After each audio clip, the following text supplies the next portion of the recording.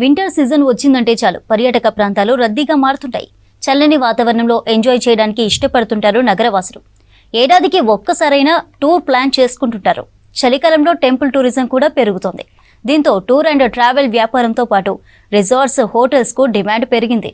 International వచ్చేసి మేము group tours launch చేస్తామండి. That is for Europe and Australia, New Zealand, northern lights. So అందులో ప్రత్యేకంగా మన తెలుగు రాష్ట్రాలకు 2 రాష్ట్రాలకు కలిపి మే 5th ఒక తెలుగు యూరప్ లాంచ్ చేస్తున్నాం 2026.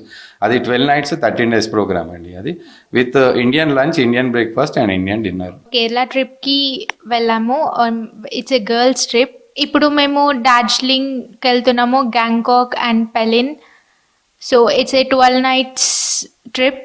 నాకైతే చాలా మంచిగా అనిపించింది. అండ్ ఇప్పుడు మొత్తం సీజన్ కాబట్టి చాలామంది వెళ్ళాలి అనుకుంటారు. క్రిస్మస్కి కానీ, న్యూ ఇయర్కి కానీ చాలా ప్లానింగ్ ఉంటుంది.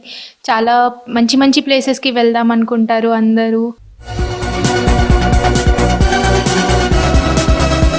చలికాలంలో టూరిజం పెరిగింది.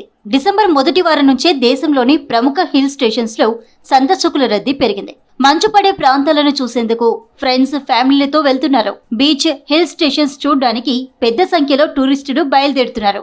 డిసెంబర్లో న్యూ ఇయర్, క్రిస్మస్ వేడుకలను ఘనంగా జరుపుతున్నారు.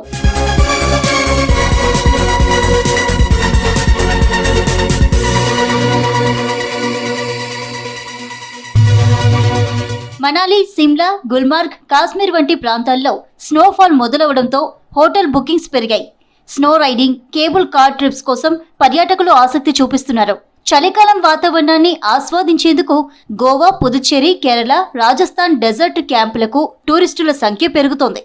ఏడాదికి ఒక్కసారైనా రిలాక్స్ టైం కోరుకుంటున్నారు నేటి యువత. దేశంతో పాటు ఇంటర్నేషనల్ టూరిజం కూడా వింటర్లో పెరుగుతోంది.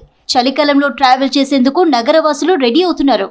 Europe, USA, London, Dubai, islands వెళ్లొస్తున్నారని తెలిపారు ట్రావెల్ ఎక్స్పర్ట్స్.